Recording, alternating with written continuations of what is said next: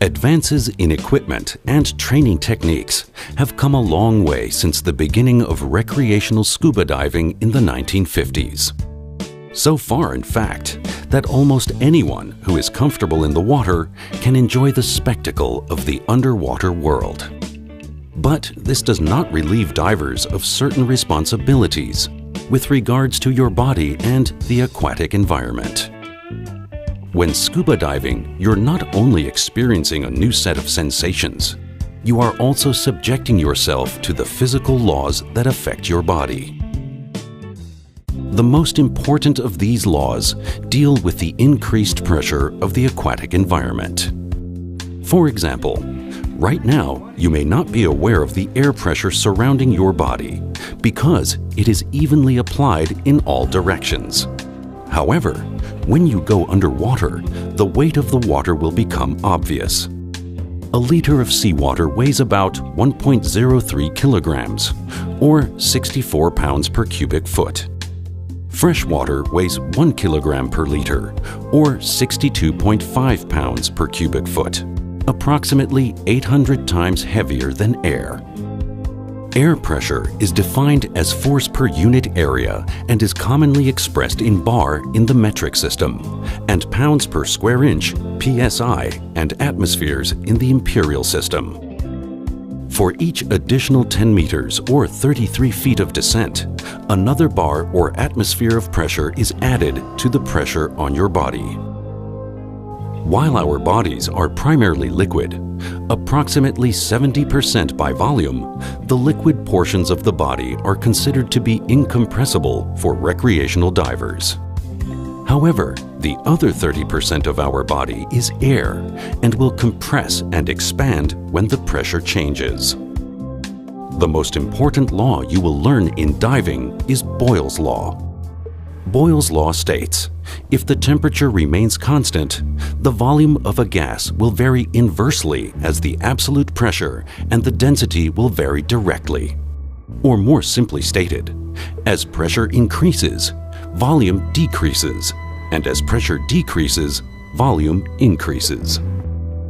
As a diver, it is important to note that the greatest relative volume change takes place in the first 10 meters or 33 feet. This emphasizes your need to respond to pressure increases immediately underwater. Your body airspaces will compress upon descent, and unless you introduce more air into those airspaces, you could experience pain. For example, have you ever descended to the deep end of a swimming pool and noticed it hurt your ears?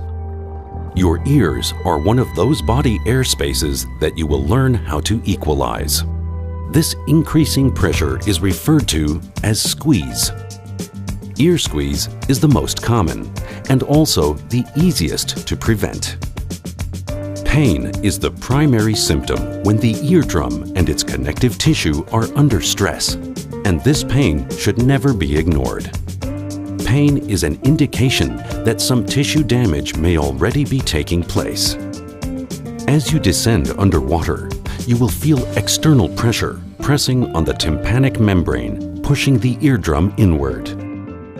To equalize this increasing pressure, you simply need to introduce air into the middle ear through the eustachian tube. The secret to equalization is to never wait for the pain to begin and equalize often. Prevention of ear squeeze is easy. To perform the Valsalva technique, pinch your nostrils closed and blow gently into your nose until the pressure is equalized. Do not blow too hard or try to force air into the middle ear. The Valsalva technique should be used very carefully, with practice only after yawning, swallowing, and jaw rotating do not work. A properly fitted mask will form an almost rigid airspace around your nose and eyes. Like with all squeezes, as you descend, pressure increases and volume decreases, pressing your mask tighter against your face. To relieve the pressure, simply exhale through your nose and the mask will be equalized. Suit squeeze is only a potential problem when wearing a dry suit. Dry suits are exactly what they state: dry. But in order to stay dry, you have to have air between you and the suit. Like with every squeeze, as you descend, pressure increases and volume decreases, and the dry suit compresses, creating ridges or folds pinching the skin, causing the surface capillaries to rupture. Like all squeezes, to prevent suit squeeze, simply add air to your dry suit on descent to equalize the increasing pressure. Now, we will move to a discussion about the diving equipment. The safest way for you to learn to dive and become a diver is in your own personal fitted, high-quality total diving system. The total diving system is made up of 6 subsystems. In this section, we are going to talk about the snorkeling system and the exposure system. The snorkeling system contains the mask, snorkel, fins, exposure suit, booties, and mesh equipment bag. Dive mask. Because the human eye is designed to function in air, not water, we must bring a pocket of air with us underwater in order for us to see comfortably. Your dive mask is the first component of the snorkeling system and your window to the underwater world. It gives you clear vision underwater, protects your face and eyes from irritants in the water, keeps water out of your nose, and gives you some protection from cold water. There are many types of masks available, but all perform the same basic function, and the most important consideration for your mask is fit. Selecting the right mask requires the assistance of your SSI dive professional. The mask will be fitted to the contours of your face. A double seal along the mask edge is very effective in keeping water out. Flexible mask straps or comfort straps secure the mask to your face. The lenses of your mask should be tempered glass to resist scratching and breaking. If you really want to enjoy every dive and not miss anything, don't forget to talk to your dive professional about a protective mask box, mask cleaner, and defog. You'll be glad you did. Snorkel. The next piece of the snorkeling system is the snorkel. Snorkels let us maneuver on the surface with little effort and let us breathe without lifting our heads out of the water. As part of the total diving system, the snorkel can help in the case of a surface swim with all of your equipment. For unrestricted breathing and easy clearing, a snorkel should have smooth internal construction with a large bore and self-draining vent, be made of relatively flexible material, and have a comfortable mouthpiece.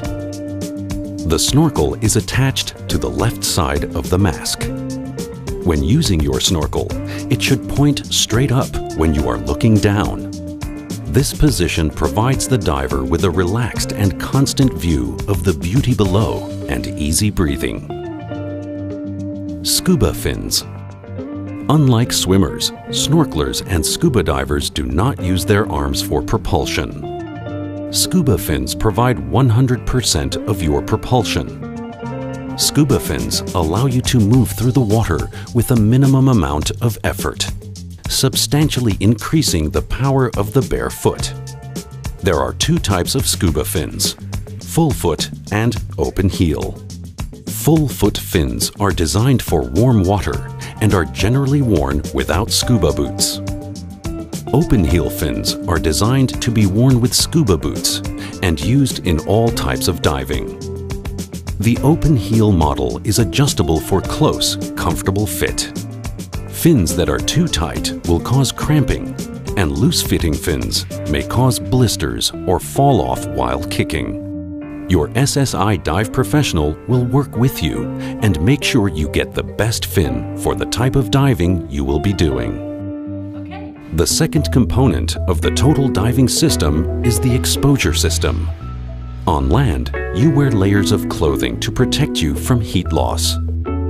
When you go underwater, it's important to wear the same type of protection. The reason is you lose body heat 25 times faster underwater than you do in air.